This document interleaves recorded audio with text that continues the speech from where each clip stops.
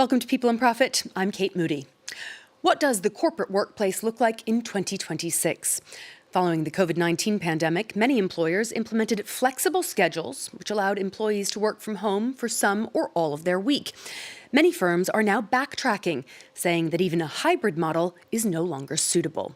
Some of the major employers who are mandating a full or partial return to the office include tech giants Amazon, Google, Instagram, Microsoft, as well as financial firms like HSBC and JP Morgan Chase.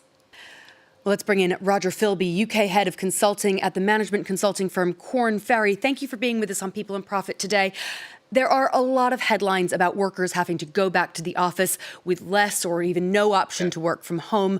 A recent survey by your firm of about 15,000 workers says 59% are working in the office full time. Only 19% are happy about it. Why is there such a disconnect between what management wants and what employees want? It's a great question, Kate. And I think we need to reframe in that I think what the employees don't understand is what problem you're solving by bringing them back to the office. And I think that's the issue with the return to office statement, which is what problem are we actually trying to solve? So in both the UK and much of Europe, productivity growth has been flat for years. And engagement levels, as you say, those notes from the employees are also at an all-time low. 10% of the UK workforce, only 10% report that they're highly engaged. So if leaders are mandating a return to the office, what we need to ask is how exactly does physical presence solve a productivity problem? And I think that's the disconnect between the employees and the employer. The employee doesn't really understand what problem the employer thinks they're solving. So that's where you get the disconnect. You mentioned both productivity and engagement there. The worry, obviously, is that people at home aren't being as productive or as engaged as they might be in the office. Does that mean that productivity should maybe be measured in a different way going forward? Yeah, look, the productivity, we can directly link productivity to engagement. So productivity tends to be weak because people lack clarity, capability, or accountability. And my argument would be that the location doesn't fix that. If managers can't define what great performance looks like, bringing people back into the work won't suddenly create it. And so I do think the organization's definition of productivity, what they expect from their employers, is absolutely key. Now, I do think there are some problems that bringing people back to the office does solve, like apprenticeship. At Korn Ferry, we are not worried. We're solving the problem. How do we develop the future partners if they aren't around the older partners? Innovation bursts, complex collaboration. But I would argue that we need to solve for those regardless of location. Bringing people into the office feels more like a control flex than solving a collaboration problem, for example. So post-pandemic, we've also seen a lot more focus on the work-life balance. Are you seeing companies take that on board, and what are they doing to address it? I think when employees complain or aren't sort of on board with the return to work, what we're actually doing is disrupting what they perceive as work-life balance.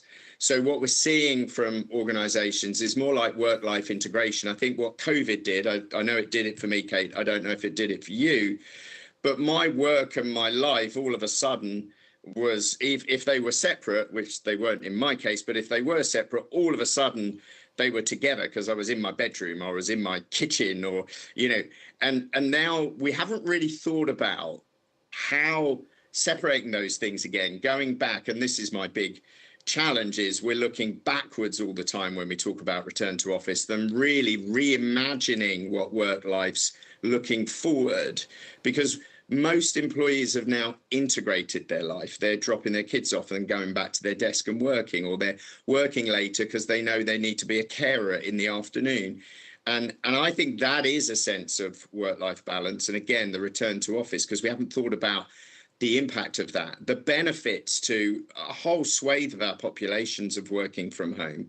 We're not thinking through those as we demand a return to work.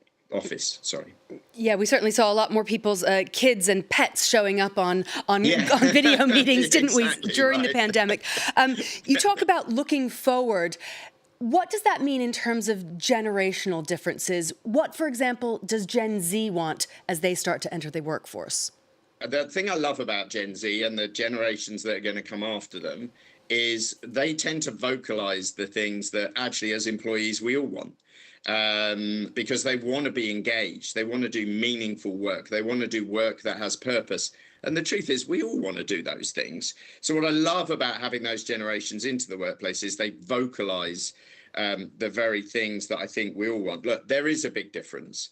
Gen Z are reporting that they don't want to be a manager. They don't want to be a leader because they see those roles as high stress, low autonomy, heavy on bureaucracy, but light on real influence or creativity. And it's my job as a leader and other leaders to demonstrate to them that actually the role of a manager or the role of a leader is to provide purpose, is to build capability, and is a multiplier of capability. What I find is that if you articulate a different path to those roles, then they are highly engaged and they do want to do those leadership roles. But it comes back to we haven't really reframed the role of management or leadership in a world where I'm not seeing my people all the time, in a world where I'm not with them all the time. We haven't really thought through yet what that world of work looks like. I think if we do, we could embrace an era of productivity that we've not seen since, post-war. The cost of living is a real worry for many workers, most workers in all industries around the world. And what we're seeing is that salaries don't always match the real pace of price rises here. Yes. There is a generation coming into the workforce, and I would advocate is in the workforce today, that is in a very different financial position than when I was coming into the workforce. And therefore, leaders have to demonstrate an empathy to listen and understand to the challenges. And we've got to make decisions about where we're going to place investments. I would argue that we can pay people what it requires to live in today's workplace. We've just got to look at the decisions in a whole and decide what we're going to invest in. But I think your point, Kate, is very real. We have a younger generation that is coming into the workplace stressed about money.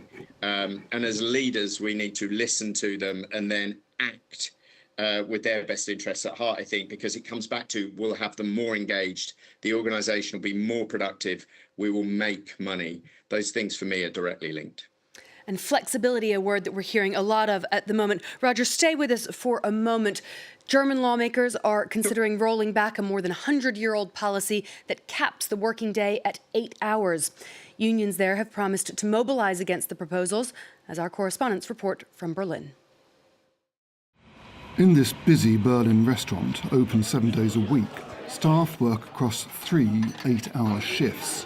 That could soon change. The government wants to allow employers to extend the workday beyond 8 hours, and these waiters say they wouldn't necessarily object. We have to adapt to trends and become more flexible. I think it's doable, at least in the restaurant sector. The 8-hour day has been enshrined in German labour law since 1918, but many in the industry believe it's no longer suited to today's world. It's a relic of a bygone era and doesn't reflect the work-life balance of today's employees. I think it's a great proposal. The German economy needs help. Labour laws and working time regulations are far too rigid here. So rigid, in fact, that working and investing in Germany is no longer truly attractive. Backed by the Conservative Party, the proposal would apply to both the private and public sectors. But on the streets, it's fueling anger among many workers.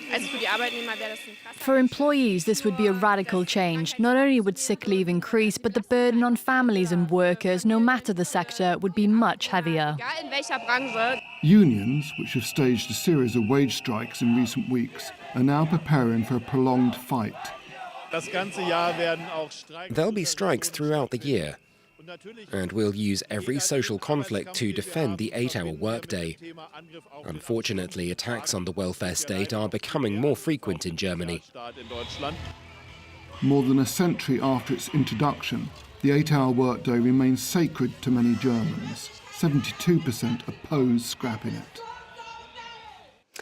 Roger, this is a very specific scenario that's making headlines in Germany at the moment. But just a few years ago, German corporations were experimenting with a 4-day work week. It's something we've seen in other countries and throughout Europe as well.